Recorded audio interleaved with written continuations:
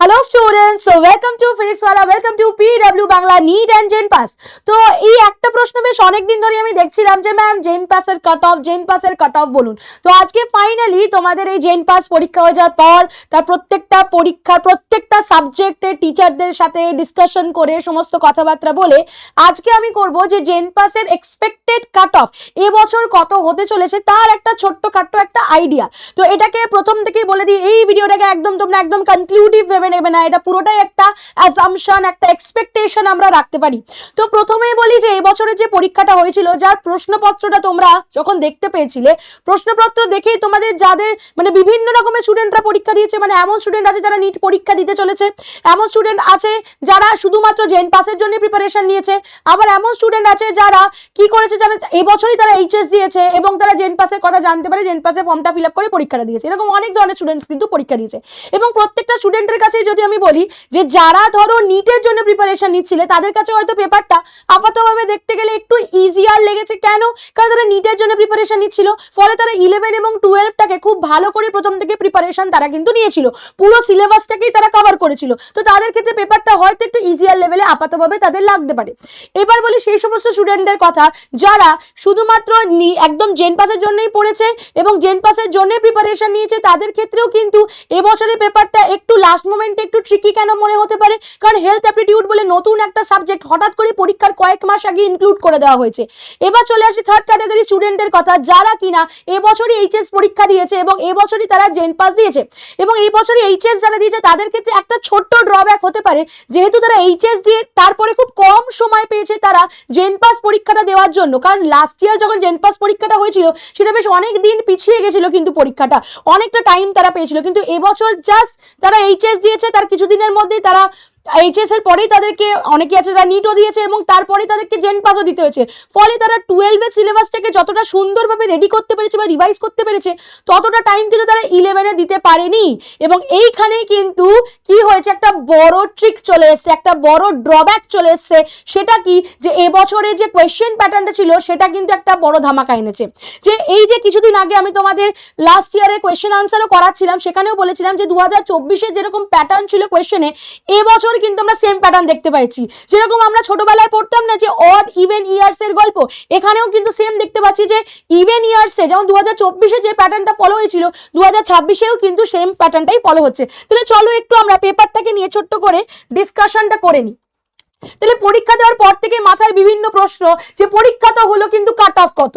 স্বস্তির খবর এটা আমি তোমাদের ছোট্ট করে দিতে পারি যে এবার হয়তো কাট অফটা আগের থেকে একটু নামতে পারে, যেটাকে আমরা প্রথমেই আমি বলতাম যে 60-65 পেতেই হবে, 60-65 পেলে হয়ে যাবে, সেখানে হয়তো হতে পারে যে একটু কাট অফটা নামবে, because depending upon the paper যেটা এবছর এসছে। কেন সেটা নিয়েও ডিসকাশন করব। তো বাইরে থেকে প্রশ্ন দেখে সহজ মনে হলেও একটা কিন্তু একটু ট্রিকি কয়েকটা প্রশ্ন ছিল, যেটা বায়োলজির ক্ষেত্রে পেপার ডিসকাশনের সময়তেও আমরা বলেছিলাম। এবং যারা টপ স্কোর করার কথা ভাবছে তাদের ক্ষেত্রেও কিন্তু কয়েকটা জায়গায় তারা কিন্তু কি পড়েছিল, ফাঁদে পড়েছিল। এবার এই পেপারটাকে যদি গোটাটাকে আমরা ভালো করে দেখি তাহলে দেখতে পাবো যে এবার কিন্তু 11-এর পাল্লা ছিল বেশি ভারী, কারণ 11 থেকে এসেছিল অনেক কোয়েশ্চেন, 12-এর পার্টটা ছিল কিন্তু একটু কম। ফলে যারা 12টাকে তাদের স্ট্রেংথ ভেবে জাস্ট এইচএস দিয়েছে, মাথায় কনসেপ্ট নিয়ে পরীক্ষা দিতে গেছে, তাদের কিন্তু একটু এরকম হয়েছে যে কি যেন আনসারটা হবে, যদি তারা ভালোভাবে প্রিপারেশন না নিয়ে যায়। এবং যারা প্রিপারেশন নিয়ে গেছে তাদের ক্ষেত্রে তো অবশ্যই মানে আনসার করাটা অনেকটা বেশি ইজিয়ার ছিল। তাহলে এটা কিন্তু ঠিক যে একাদশ শ্রেণীর আধিপত্য 12-এর তুলনায় অনেক বেশি ছিল, অপ্রত্যাশিতভাবে, ঠিক যেমন 2024-এও আমরা দেখতে পেয়েছিলাম। নেক্সট দেখতে পাচ্ছি সময়ের তীব্র অভাব, উচ্চ মাধ্যমিকের পরেই তাদের পরীক্ষা দিতে হয়েছে, সেটাও একটা ফ্যাক্টর। নেক্সট হচ্ছে নিটের রি এক্সাম ফ্যাক্টর। এর মধ্যে দু ধরনের স্টুডেন্ট আছে, এমন অনেক স্টুডেন্টই কিন্তু থাকবে যারা হয়তো নিট দেবে বলে তারা জেন পাসটা দিলই না, যে আর কিছুদিন আছে আমি জেন পাস দেবো না, নিটটাই দেবো ভালো করে।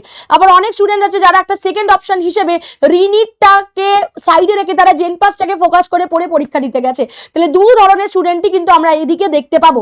নেক্সট হেলথ অ্যাপটিটিউডের প্রবেশ, হঠাৎ করে অনুপ্রবেশ করেছিল হেলথ অ্যাপটিটিউডে, যেটা কিন্তু স্টুডেন্টদের ইনিশিয়ালি ভয় দেখিয়েছিল, কিন্তু পরীক্ষার যে কোয়েশ্চেন পেপারটা ছিল সেটা কিন্তু আনসারেবল ছিল। কারণ আমরা যেরকম ভাবে ক্লাসেস নিয়েছি, আমাদের ব্যাচে হোক ইউটিউবে হোক, যে ক্লাসেসগুলো গেছে সেটা কিন্তু হেলথ অ্যাপটিটিউডে আনসার করার জন্য কিন্তু বেশ ভালো জায়গাতেই কিন্তু ছিল। তো এবং পরীক্ষার প্রশ্নটাও কিন্তু ঠিকঠাক এসেছিল। তাহলে আমরা দেখতে পাচ্ছি কি যে গ্রেড 11-এর পার্টটা অনেক বেশি ছিল। বায়োলজির ক্ষেত্রে আমি বলতে পারি টোটাল 18 মার্কস কিন্তু এসেছিল, টোটালটাই কিন্তু 11 থেকে, এবং অনলি 7 মার্কস দেখতে পাচ্ছি যেটা 12 থেকে এসেছিল। তাহলে এই 18 মার্কসটা কিন্তু মানে যথেষ্ট ক্রিটিক্যাল। এবং যে ক্যাটাগরি 2 যেখানে আমরা দেখতে পাচ্ছি অ্যানিমাল কিংডম থেকে কোয়েশ্চেন এসছে, তারপরে প্লান্ট সেল, তারপরে বা প্রোক্যারিওটিক সেল, সেই সেলের স্ট্রাকচার, যে সেলের স্ট্রাকচারটার আনসারটা করতে গিয়ে একটু মাথা কিন্তু গোলাবে, কারণ ওখানে লিপিড পয়েন্টটা মার্ক করে দেওয়া আছে। সো গ্রাম স্টেনিং এর দিক দিয়ে ভেবে কিন্তু সেটা যদি আনসার করো তাহলে তো ঠিক থাকবে, কিন্তু সেই সময় একটা স্টুডেন্টের পক্ষে প্রত্যেকটা জিনিস মাথায় একবারে ভাবাটা একটু ডিফিকাল্ট হলেও হতে পারে। তো সেই হিসেবে আপাতভাবে কোয়েশ্চেনটাকে দেখে বেশ মজা লাগলো, ভিতরে ভিতরে কিন্তু ছোট ছোট ক্রাঞ্চেস কিন্তু ছিল। তো এটা আমরা দেখতে পাচ্ছি।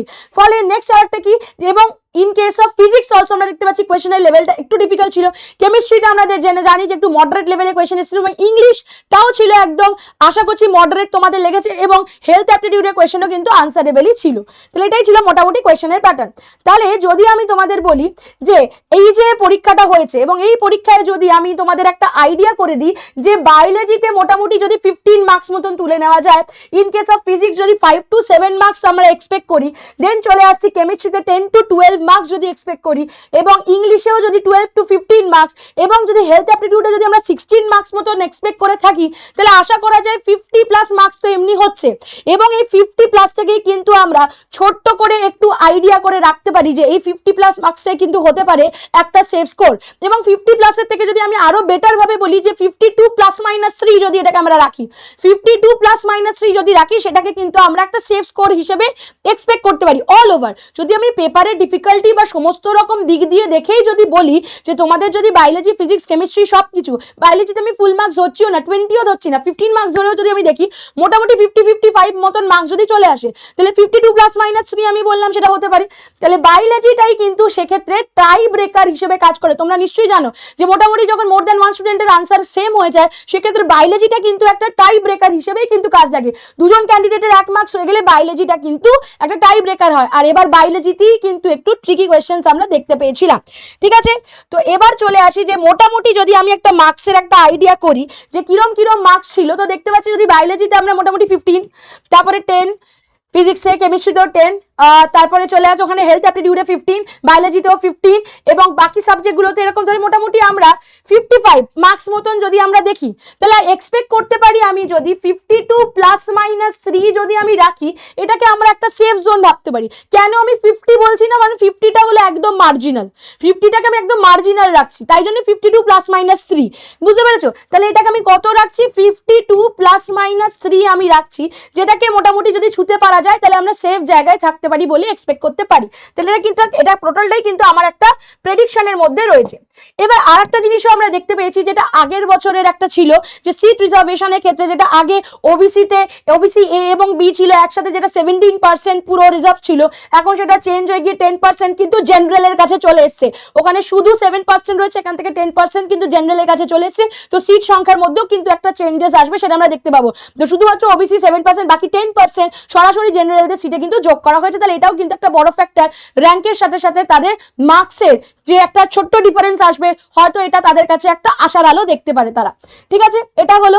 নেক্সট আমি তোমাদের একটা জাস্ট জেনারেল আইডিয়া দেবো, যে কিরকম কিরকম মার্কস আর তাতে কিরকম মানে সম্ভাব্য র্যাঙ্ক হতে পারে। তো জেনারেলেও যদি আমি 50+-2 দেখি সেফ মার্কস, ওবিসির ক্ষেত্রে 47+-2, ইডব্লিউএস এর ক্ষেত্রে 40+-2, এসসির ক্ষেত্রে 42+-2, এবং এসটির ক্ষেত্রে 32+-2। এটা একটা রাফ আইডিয়া আমি করেছি, যেটা পুরো পেপারটাকে দেখে পুরো জিনিসগুলোকে ডিসকাস করে এটা মোটামুটি একটা আইডিয়া, এবং সেই হিসেবে র্যাঙ্কটাও কিন্তু এখানে মেনশন করেছি কিরম হতে পারে।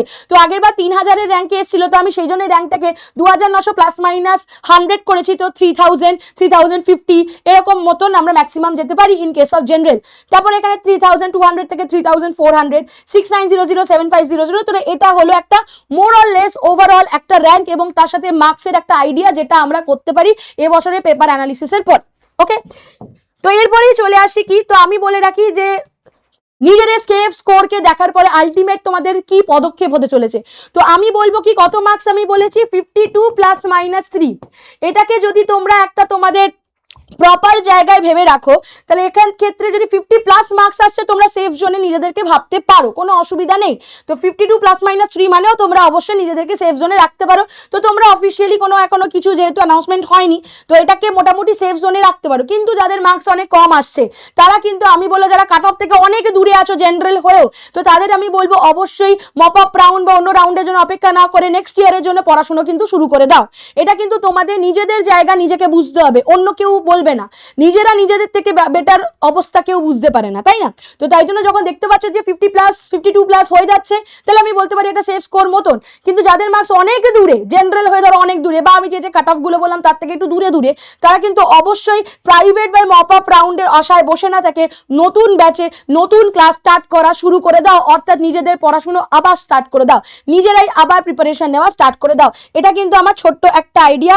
তো আমি এটাই বলবো যে এই মাসের মধ্যে মোটামুটি আগস্ট সেপ্টেম্বর গিয়ে হয়তো গিয়ে মপ আপ রাউন্ড গুলো হচ্ছে, তারপরে গিয়ে লাস্টে কলেজে সুযোগ পাবে কি পাবে না, that is a big question mark. তো সেই কোয়েশ্চেন মার্কের উপর ভরসা না করে একদম শুরু করে দাও নিজেদের প্রিপারেশন, অন্য কোনো চিন্তা ভাবনা না রেখে। যাদের 52 ± 3 এর থেকে বেশি আসছে তারা সেফ জায়গায় রয়েছে, যারা এর থেকে কম আসছে বা যারা ক্যাটাগরির আন্ডারে পড়ছো না তাদের আমি বলবো তারা আবারও প্রিপারেশন স্টার্ট করে দাও। তো এটাই ছিল আজকের আমাদের ছোট্ট discussion about the cut off. তো আমি বলে দিলাম এটা আমার মতন 52 ± 3 এটা তোমরা ধরে রাখতে পারো, এবং 50+ হলে তারা সেফ জোনে থাকতে পারো, এটা এক্সপেকটেশন।